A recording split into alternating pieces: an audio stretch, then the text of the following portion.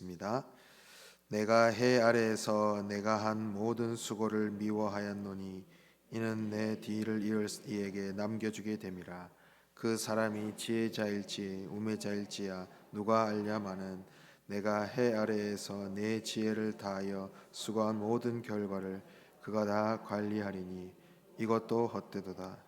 이러므로 내가 해 아래에서 한 모든 수고에 대하여 내가 내 마음에 실망하였도다. 어떤 사람은 그 지혜와 지식과 재주를 다하여 수고하였어도 그가 얻은 것을 수고하지 아니한 자에게 그의 몫으로 넘겨주리니 이것도 헛된 것이며 큰 악이로다. 사람이 해 아래에서 행하는 모든 수고와 마음에 애쓰는 것이 무슨 소득이 있으랴. 일평생에 근심하며 수고하는 것이 슬픔뿐이라. 그의 마음이 밤에도 쉬지 못하나니 이것도 헛되도다. 사람이 먹고 마시며 수고하는 것보다 그의 마음을 더 기쁘게 하는 것은 없나니 내가 이것도 본즉 하나님의 손에서 나오는 것이로다. 아, 먹고 즐기는 일을 누가 나보다 더해 보았으랴.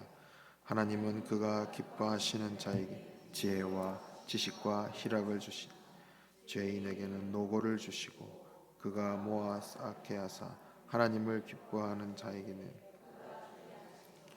이것도 헛되어 바람을 잡는 것이로다. 아멘.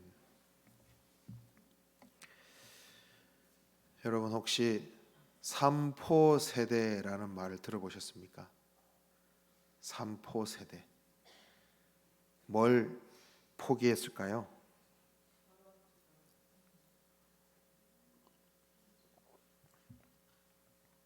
연애.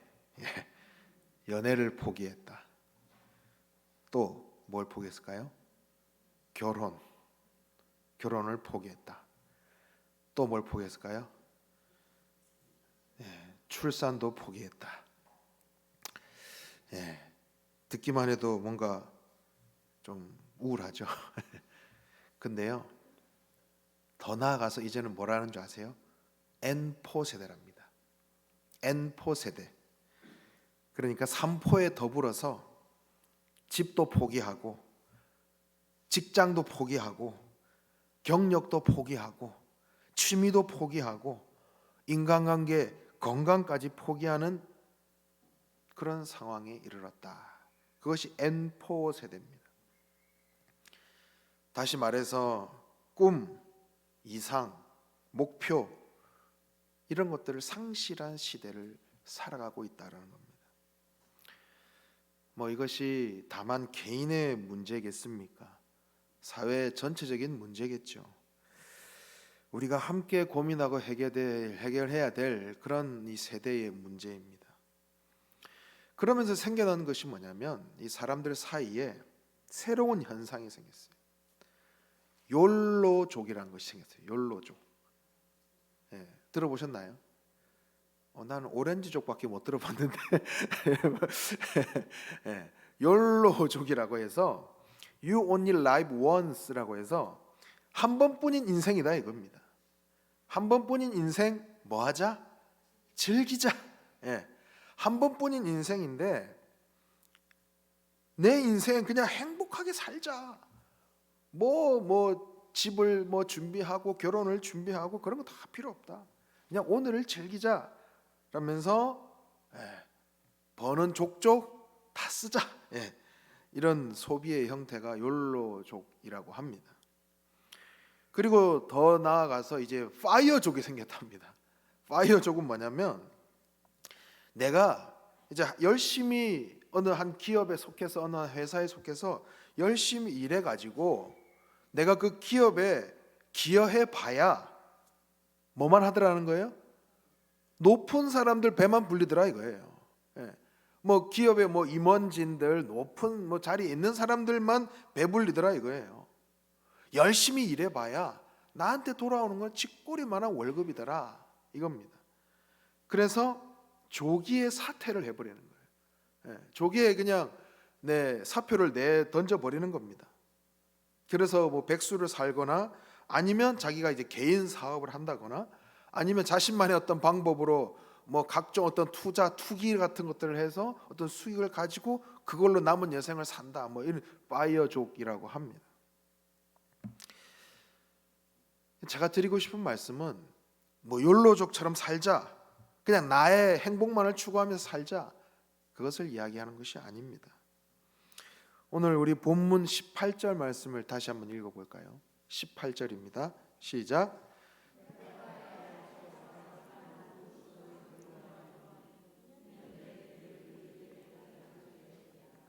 아멘.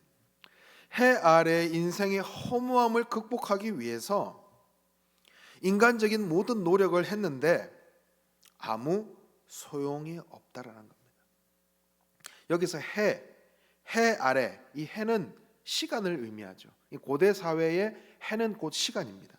그러니까 내가 이 평생 이 시간 아래에서 수고하고 노력한 것들을 내가 살아보았는데 그 시간 속에서 내가 한 모든 수고가, 노동과 노력이 헛되더라는 거예요.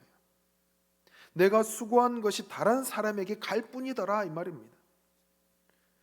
이 전도서의 저자가 누구죠? 솔로몬입니다. 솔로몬은 이 인생의 허무하고 헛됨을 말하면서 자신이 누려왔던 그 경험들을 나열해서 보여주고 있습니다. 여러분 지금 가지고 계신 성경을 한번 펴보시고요, 전도서 2장의 전반부 내용을 한번 눈으로 한번 훑어보십시오. 그가 어떤 삶을 누려왔는지 쭉 나열하고 있습니다. 그는 13년 동안 지어야 하는 화려한 궁전을 지어보았습니다. 그리고 거대한 포도원도 만들어 보았어요.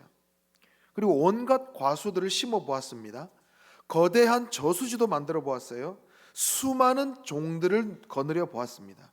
그리고 종이 얼마나 많았던지 그 종들이 또 종들을 태어나게 했습니다. 예루살렘에서 어느 누구보다도 많은 양떼, 소떼, 가축떼를 소유했습니다. 은금 보화는 셀 수 없이 많았습니다. 마음대로 부릴 수 있는 개인 가수도 있었습니다. 후궁이 700이요 첩이 300명이었습니다. 다시 말해서 이스라엘 역사상 그 누구도 누려보지 못한 인생의 즐거움, 인생의 쾌락을 경험해 본 사람이 솔로몬이라는 거예요. 그러니까 그 인생은 원하는 것을 다 얻어보았고 누리고 싶은 낙을 모두 누려보았어요. 그래서 20장 10절에 뭐라고 하냐면 무엇인지 내 눈이 원하는 것을 내가 금하지 아니하였다. 무엇이든지 내 마음이 즐거워하는 것을 내가 막지 아니하였다. 이는 나의 모든 수고를 내 마음이 기뻐하였습니다. 내 눈이 원하는 것, 내 마음이 즐거워하는 것, 자신 그 인간이 누릴 수 있는 쾌락의 극단을 다 경험해 본 사람이었습니다. 근데 그 결말이 어떻습니까? 솔로몬이 너무 좋았더라, 참 만족을 누렸다 라고 고백을 하나요? 11절 말씀 읽어볼까요? 11절 말씀 같이 읽어봅니다. 내 손으로 한 모든 일과 내가 수고한 모든 것이 다 헛되어 바람을 잡는 것이며 해 아래에서 무익한 것이로다. 그러니까 인간은요, 육신의 어떤 쾌락을 통해서 참된 만족을 얻을 수 없다라는 겁니다. 그러니까 솔로몬은 온갖 육체적인 쾌락을 누려봄으로써 삶의 만족을 얻으려고 했던 그런 시도가 완전히 실패로 끝났다라는 겁니다. 그러니까 육체적인 쾌락을 누리고 육신의 욕구를 만족시키는 것만으로는 이 해 아래 인생에게 다가오는 그 궁극적인 허무함, 그것을 극복할 수도 없고 참된 만족을 누릴 수도 없다라는 것이 이 솔로몬의 경험으로 증명이 되었다라는 겁니다. 그리고 해 아래 인생의 허무한 원인은 죽음이 있기 때문입니다. 솔로몬은 하나님의 선물로 지혜를 받았죠. 놀라운 지혜를 얻었습니다. 누구도 가져보지 못한 놀라운 지혜를 소유했던 사람이에요. 그런데 그런 지혜도 이 인생의 허물을 해결해 주지 못합니다. 왜요? 자신이 화려하게 이뤄놓은 이 왕국을 결국엔 누구한테 물려주게 되겠어요? 그러면 자기 자손에게 물려주게 되겠죠. 그 사람이 할 수 있는 것이라고는 솔로몬이 다스려 놓은 일, 솔로몬이 이뤄 놓은 이 영역뿐이라는 것을 말하면서 헛될 뿐이다라는 겁니다. 지혜 있는 사람이나 우매한 사람이나 모두 죽음 앞에서는 다를 바가 없다는 것을 이렇게 바라볼 때 인생이 너무 헛되다는 겁니다. 인생의 고난도 마찬가지 아니겠습니까? 지혜롭다고 고난이 없고 우매하다고 지혜가 고난이 있습니까? 누구에게나 인생의 고난과 죽음이라는 것은 찾아오게 되어 있습니다. 그래서 이 누구에게나 공포스러운 이 죽음은 인간에게 있어서 어느 누구도 극복할 수 없는 절대적인 한계로 다가온다는 겁니다. 그래서 이 사실이 영원한 행복, 만족을 찾는 사람들에게 절망감을 주고 인생의 허무함을 짓게 만드는 것뿐이라는 겁니다. 그래서 이런 어떤 깨달음이 없이 그냥 아등바등 내가 타인을 짓밟고 타인보다 내가 높아지려 하고 내가 지혜로운 사람이 되어서 내가 누군가보다 내가 더 우위에 있다고 상대방을 밟고 올라서려고 하는 그런 삶. 그런데 이 모든 것이 다 허무하고 부질없다는 겁니다. 다시 말해서 사람이 타인보다 조금 나은 능력, 다른 사람보다 가지고 있는 어떤 장점, 이런 것들이 영원이라는 그 시간 안에서 무의미하다라는 겁니다. 결국 인간은 모두 죄의 결과로 인해서 죽음이 찾아오기 때문입니다. 죽음 앞에서는 지혜롭고 우매하고 능력이 있고 없고 아무런 의미가 없다는 겁니다. 그래서 우리는 이 시간이라는 한계, 죽음이라는 이 한계에 얽매이지 않으시는 예수 그리스도의 그 보혈의 공로가 필요한 것입니다. 내 지혜, 내 능력, 내 잘남, 이것은 구원의 조건에 아무런 영향을 미칠 수 없기 때문이죠. 그러면서 솔로몬은 마지막으로 또 이야기를 합니다. 인생의 모든 수고도 헛되다. 수고도 헛되다고 합니다. 그러니까 즐거움도 쾌락도 인간의 지혜도 그 잘남도 헛된데 이제는 수고하고 노력한 것도 헛되다라는 거예요. 이 헛됨, 이 허무함의 그 농도가 점점 짙어지고 있습니다. 본래 이 노동이라는 것은 무엇이었습니까? 노동. 창세기 에덴 동산에서의 노동은 하나님과 함께하는 것이었어요. 하나님의 계획 속에서 이 노동은 즐거운 동행이었어요. 하나님과 함께하기 때문에. 그리고 하나님께서 주신 그 만물을 다스리고 돌보는 그런 노동이었습니다. 그런데 죄가 들어오고 난 후의 노동은 땀 흘려야 했습니다. 괴롭고 고달픈 것이 되었습니다. 그리고 고용자, 피고용자 간의 갈등은 인류 역사 가운데 지금까지도 계속되어 오고 있습니다. 그리고 23절에 보니까 일평생을 근심하여 수고하지만 무엇뿐이다라고요? 슬픔뿐이다. 이렇게 고백합니다. 그리고 마음이 쉬지를 못한다. 이렇게 얘기합니다. 마음이 쉬지를 못해요. 여러분, 한 20년 또 넘은 CF인데요. 이런 CF 멘트에 이런 멘트가 있어요. 사랑은 움직이는 거야. 기억나십니까? 예, 기억나시면 이제 연배가 좀 이렇게 있으시면 네. 자, 이건 뭐냐면요. 마음이란 것이 내 마음대로 되던가요? 마음이 내 마음대로 되던가요? 마음이 내 마음대로 안 된다는 겁니다. 내 마음을, 내 생각을 어디에 탁 가둬놓고 통제하면 좋겠는데 그것조차도 안 된다 이겁니다. 그러니까 인간의 마음이 어때요? 쉼이 없는 겁니다. 안식이 없어요. 직장에는 어떤 마음이 있어요? 저 경쟁 저 김 부장은 나보다 더 일할 텐데, 나보다 더 잘나가지고 지금 내가 지금 쉬고 있을 때 저 친구는 더 일하고 있을 텐데, 저 사람은 하나라도 더 영업 뛰어가지고 막 더 잘 벌고 있을 텐데. 또 학생의 경우에는 저 길동이는 나보다 지금 더 안 자고 열심히 공부하고 있을 텐데 나는 뭐 하고 있지? 나는 지금 뒤처지고 있지는 않는가? 안절부절 못하는 삶, 샬롬이 없는 삶, 끊임없는 경쟁 속에 쉼이 없는 겁니다. 내 마음도 내 마음대로 안 되는 거예요.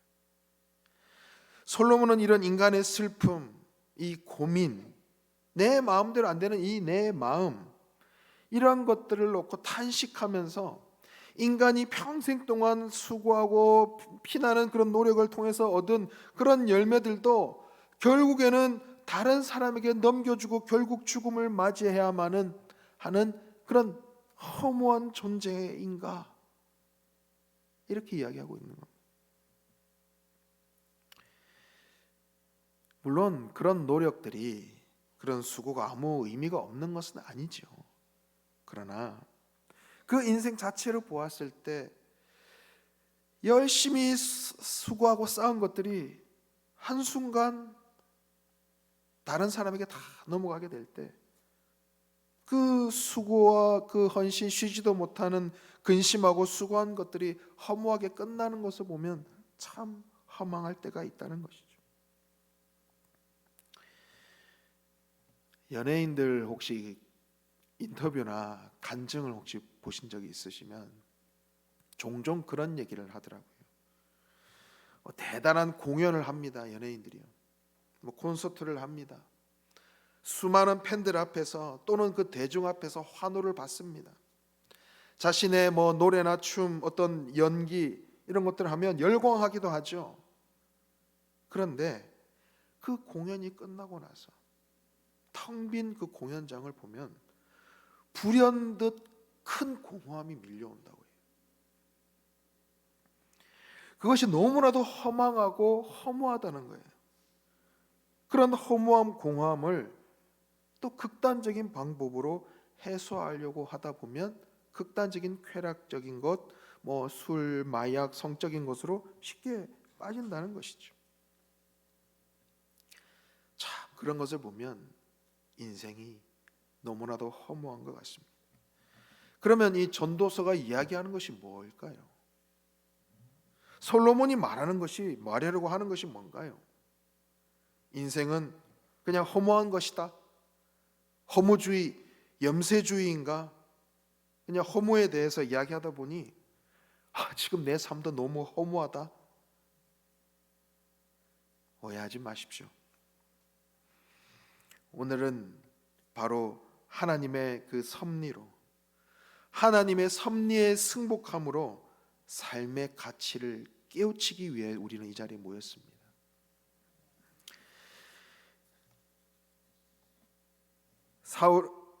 솔로몬은 인생의 허무함을 논함과 동시에 그 인생의 허무함을 먼저 논함으로써 그 이후의 가치를 우리에게 보여주고 있습니다. 궁극적으로 우리는 하나님께서 허락하신 그 인생의 아름다움, 바로 일상의 소중함을 우리는 느껴야 된다라는 것입니다. 결론적으로 우리 인생의 허무의 극복의 방법은 하나님 안에서의 희락을 누리는 것입니다. 하나님이 없는 인생은 허무할 수밖에 없어요. 하나님이 없는 인생은 앞선 이야기한 것처럼, 수많은 예를 들어 이야기한 것처럼 아무런 어떠한 쾌락을 누려도 허무하고, 어떤 지식을 쌓아도, 지혜를 쌓아도 허무하고, 자기 만족을 위한 어떤 노력을 해도, 수고를 해도 허무하다는 것입니다. 그런데 이 허무를 극복할 수 있는 문제는 바로 하나님 안에서 희락을 누리는 것입니다. 우리 본문 24절을 같이 읽어보겠습니다. 24절입니다. 시작.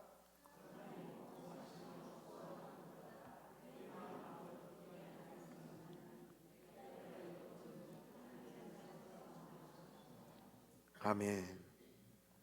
자, 보십시오. 여기 24절에 보시면 먹고 마시며 수고하는 것이 마음을 기쁘게 한다, 이렇게 말하고 있습니다. 근데 앞선 내용에서 분명히 이것이 허무하다고 했잖아요. 네. 그런데 이것들이 그 마음을 또 기쁘게 한다고 합니다. 그래서 뭐지? 뭔가 앞뒤가 안 맞는 말 같아요. 그런데 다른 점이 하나가 있죠. 뭐가 있습니까? 하나님 손에서 나오는 것이기 때문에. 하나님 손에서 나오는 것이기 때문에. 그래서 오늘 본문은 사람이 진정한 만족, 그 기쁨, 그 충만한 삶을 살기 위해서는 가장 먼저 최우선적으로 해야 할 일은 하나님 손 안에 거하는 겁니다. 하나님을 인정하고 하나님을 경외함으로써 하나님과 교제하는, 하나님과 인격적으로 만나는 그 관계를 먼저 이루어야만이 그 먹고 마시며 수고하는 것이 우리의 마음을 기쁘게 할 수 있다라는 것입니다. 그러니까 인간의 노력으로 비롯된 지혜와 지식, 어떤 육체의 쾌락, 그런 인생의 허무, 이런 것들은 오로지 하나님을 마음에 모실 때에 이런 허무함이 극복이 된다라는 것입니다. 하나님을 경외하는 삶이 바로 이 허무를 극복할 수 있다라는 것입니다. 우리는 보통 그런 생각을 할 때가 많아요. 하나님을 진짜 잘 믿는 것, 하나님을 정말 경외하는 삶은 막 어떤 금욕주의자처럼, 막 고행을 해야 되고, 항상 뭔가 괴로워야 되고, 항상 힘들어야 되고, 그런 생각을 할 때가 간혹 있어요. 하지만 하나님 안에서 하나님을 경외하며 따르는 그런 삶에 하나님께서 주시는 그 기쁨과 희락이 분명히 있다라는 것입니다. 그것이 바로 우리 일상에 베푸시는 하나님의 그 놀라운 사랑을 우리가 누려야 된다는 것이죠.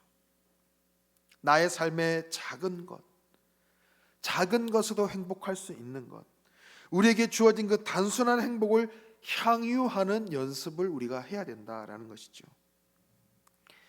일상의 누림이 바로 하나님의 선물이라는 것입니다. 우리 일상에 누리는 것.